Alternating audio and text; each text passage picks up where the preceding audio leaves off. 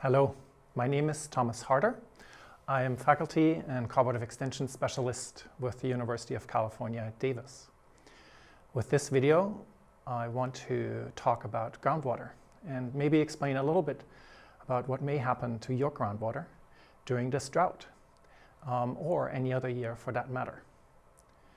California has a fundamental problem with water.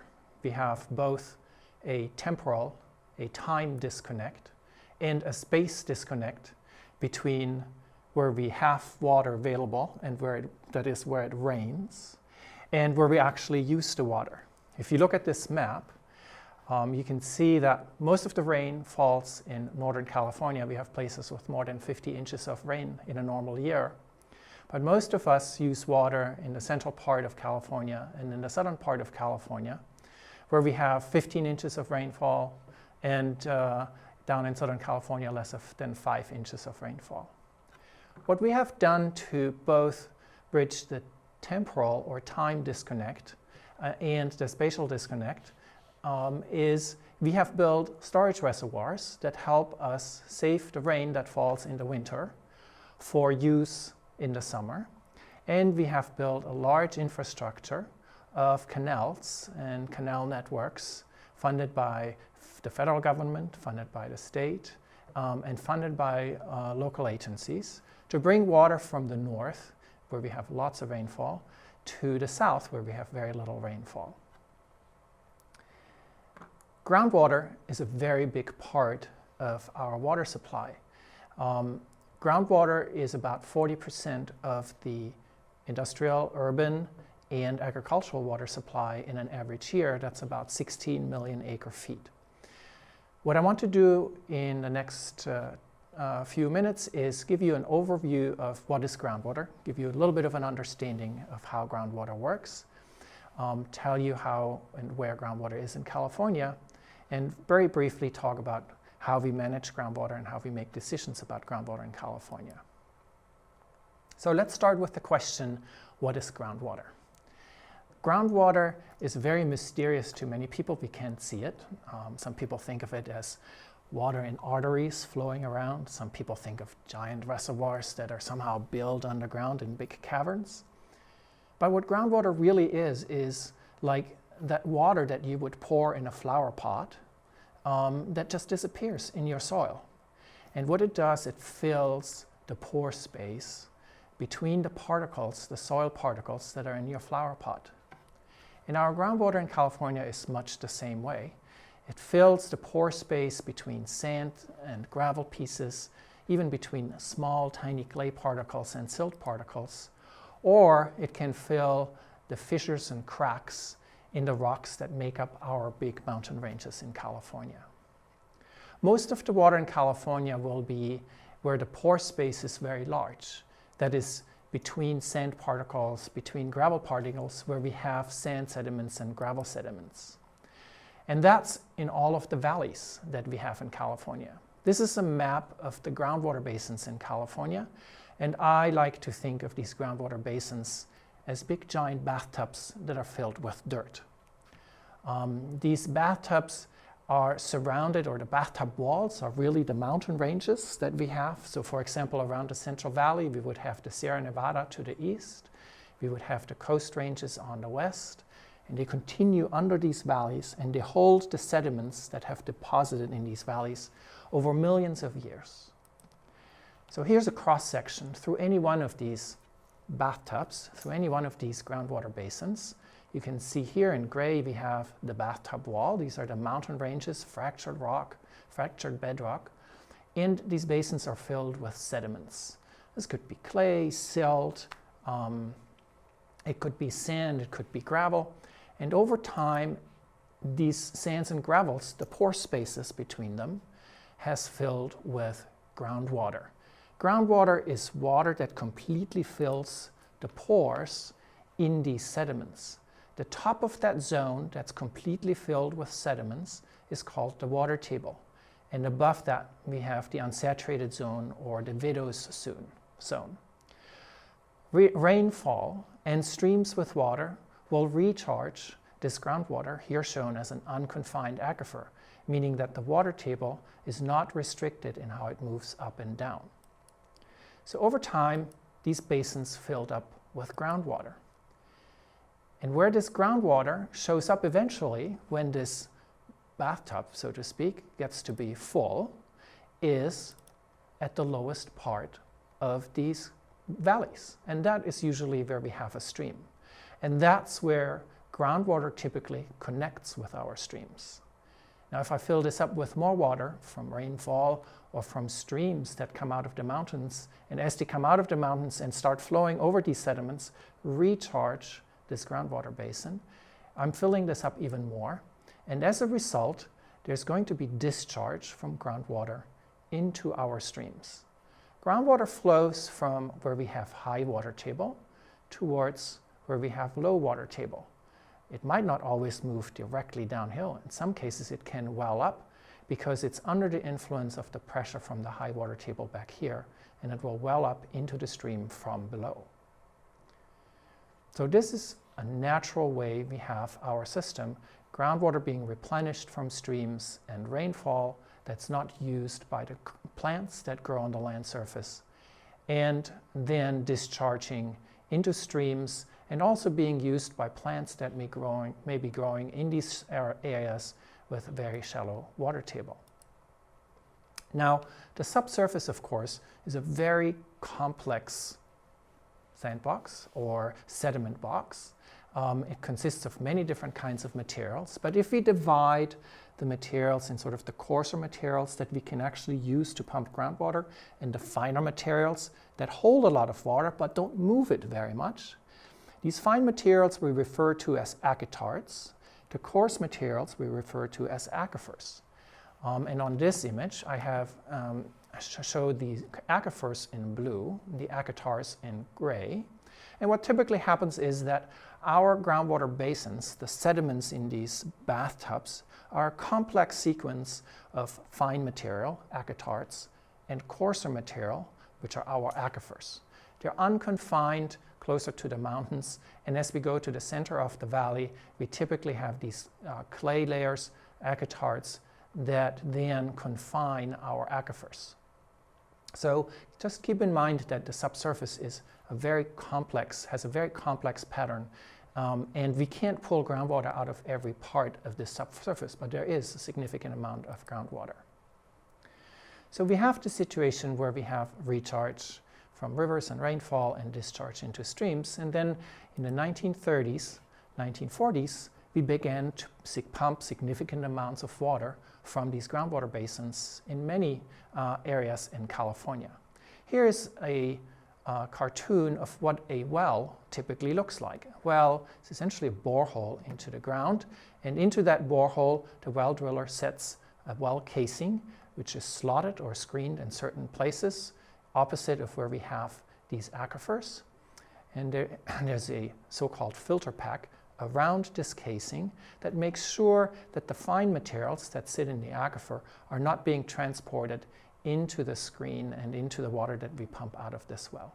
So this is how a well looks like in the underground. We have many of these wells, and they take water out, and as they take water out, they create what we call a cone of depression. So the water table around the wells is lowered, and it creates this cone of depression, which I indicate here. And the more we pump, the larger this cone of depression. Now, in the Central Valley, for example, this is from modeling efforts by the U.S. Geological Survey, we have many wells. We have literally hundreds of thousands of small domestic wells. We have many tens of thousands of agricultural irrigation wells. And then we have several thousand public water supply wells that pull groundwater out of the Central Valley aquifer system. These colors indicate how diverse the sediments are that these wells are penetrating. Only the red and yellow parts are really sandy and carry lots of water. The blue and purple parts are much, much tighter and don't carry as much water. So here you can see cones of depression, and you can imagine that as these cones of depressions increase and start to overlap, the groundwater table regionally will start to fall. Now typically we pump our groundwater in the summer when we use it for irrigation, and in urban areas also we really use much of our water in the summer, much of that for irrigation of lawns. Over the winter it rains, we pump less in urban areas, we don't pump at all in agricultural areas. We have more water in rivers that can recharge these groundwater basins near the mountains. We have rainfall, some of which might be recharging the groundwater. And the groundwater table will recover and go back to its original state. And this goes back and forth year after year. Now, one of the things that happens in California is, and we can see this year in 2014, we can have long periods of drought where we have much less water coming out of the mountains, much less recharge occurring, and where we do supply much of the water that we use for irrigation, both in urban areas and in agricultural areas, from groundwater. On this graph on the left side, you have the different water uses, including irrigated agriculture, here in this lighter green color. On the right side, this graph from the Department of Water Resources shows where all of this water that we're using is coming from. And this graph shows it for the years from 1998 to 2005. What I want you to focus on is this part, which is the groundwater, this purple part showing how much groundwater is being pumped to supply water on the left side. In a wet year like 1998, it might be as little as 12 million acre feet statewide. In a very dry year, where we rely predominantly on groundwater to supply water resources, surface water resources are much less, and we may be pumping as much as 20 million acre feet of water from our groundwater reservoirs. Now, one of the things that has happened in the last 10, 15 years is that we've had a lot of dry years, and as a result, looking forward from 2004 to 2010, we've had many years where we have used a large amount of groundwater, closer to the 20 million acre feet and not so much down to the 12 million acre feet. As a result, especially between 2007 and 2009, we have seen large amounts of groundwater levels declining.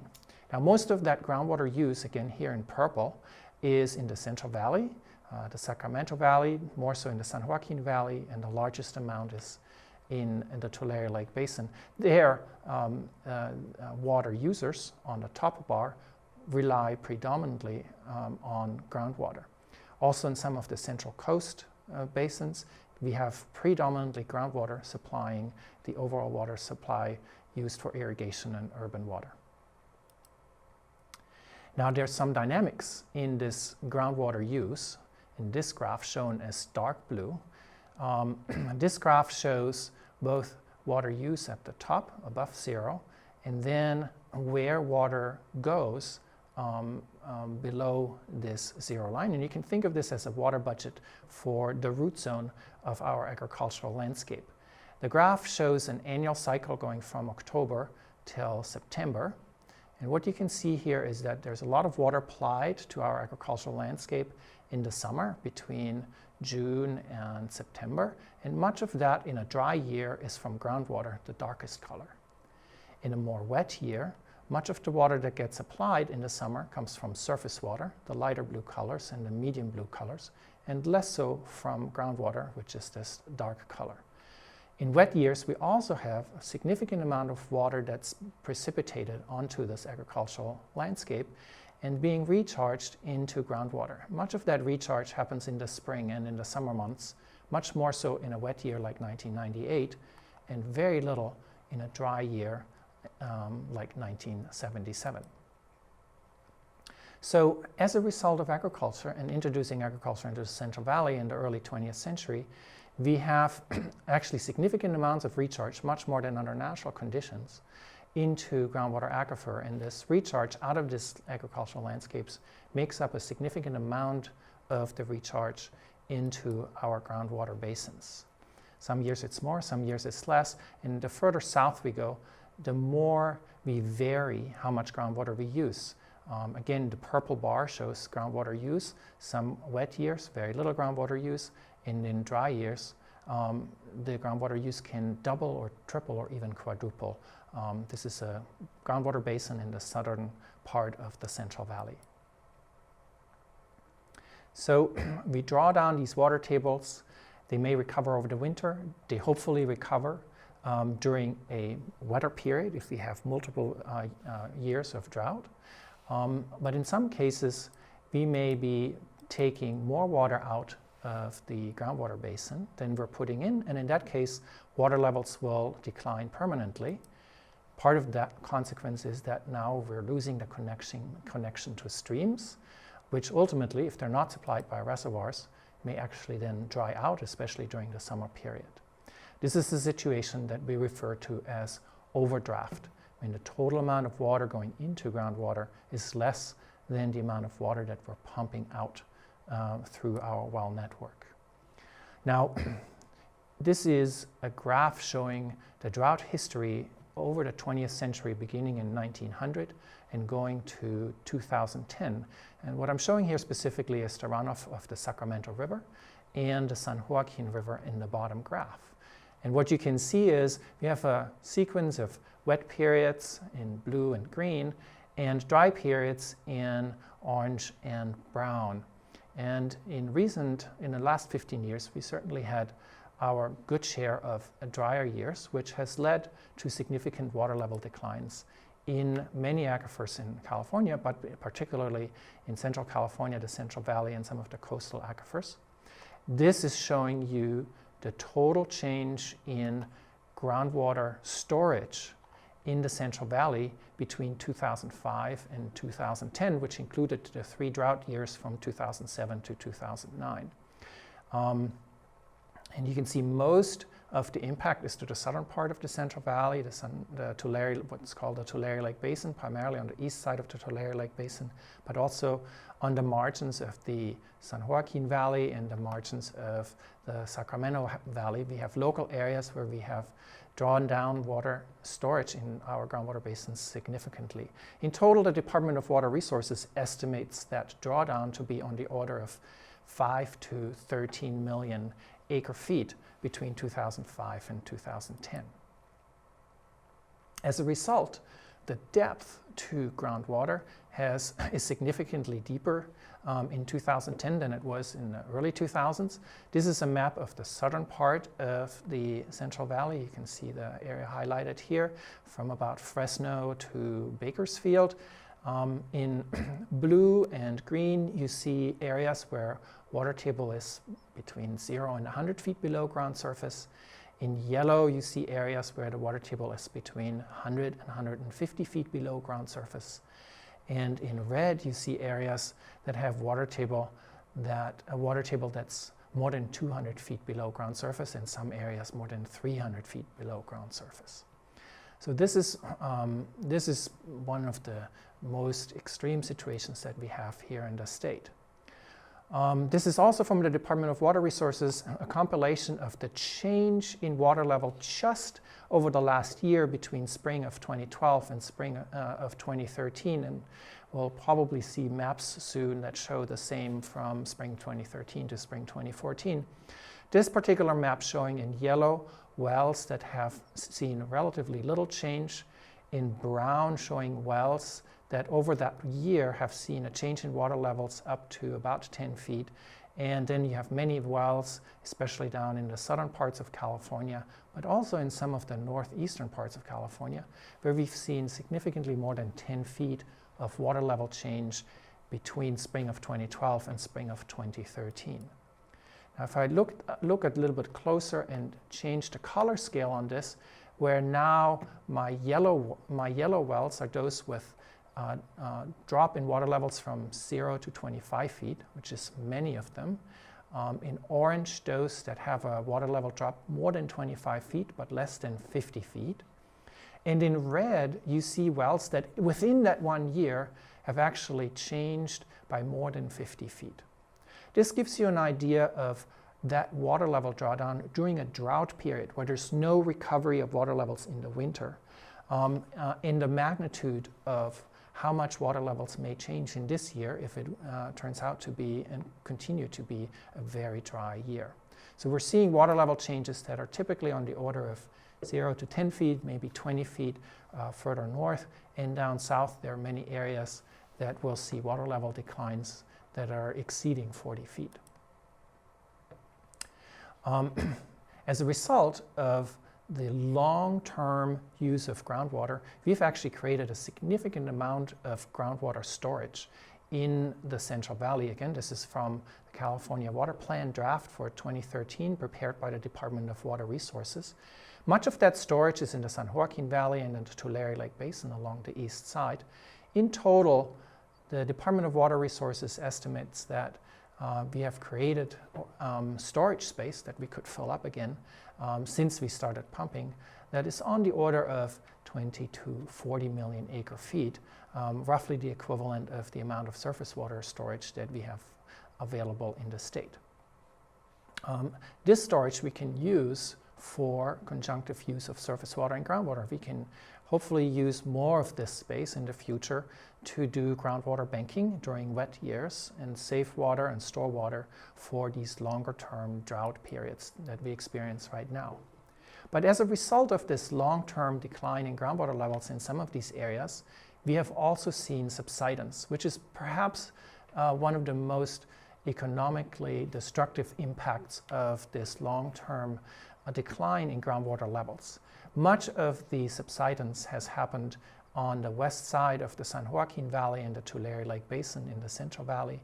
Some of it has happened on the east side of the Central Valley down in the Tulare Lake Basin, with land surface levels declining by as much as 30 feet between the 1920s, 1930s when we first started pumping, and the 1970s when the State Water Project became available, and much of the water supply, especially on the west side of the Central Valley, southern Central Valley, switched to surface water supplies. But with surface water supplies tighter in the last 10 years, for a number of reasons, we have started to increase the amount of groundwater pumping.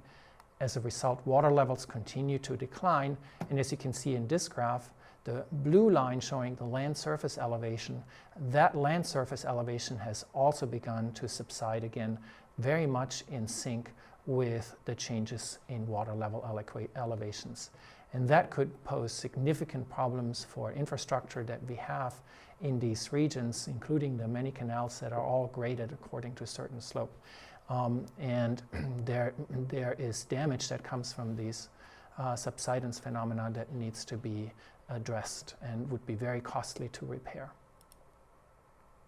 So let's talk very briefly about what do we do with the situation where we have groundwater levels dropping in some places. Sometimes they come up, sometimes they come down.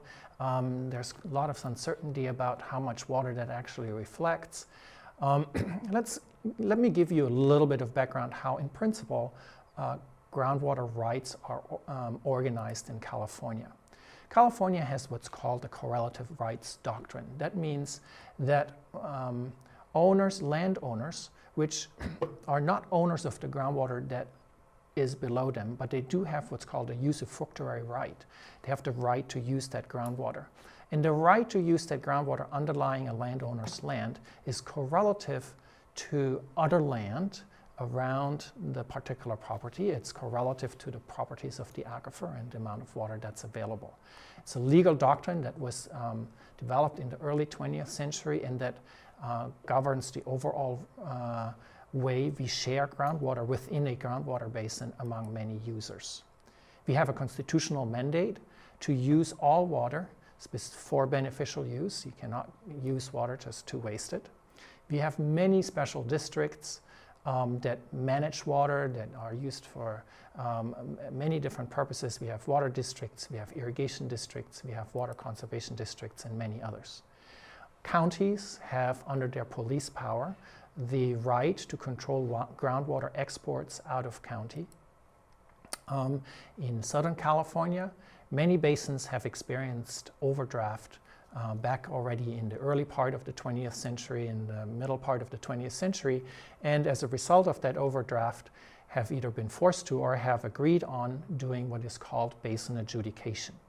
In the case of basin adjudication, experts look at how much recharge there is into a groundwater basin, and the stakeholders agree on or are somehow dividing up that amount of replenishable water that is going into their groundwater, and they divide it up, and everybody essentially gets a given right, a numerical right to how much groundwater they can extract, very much like we do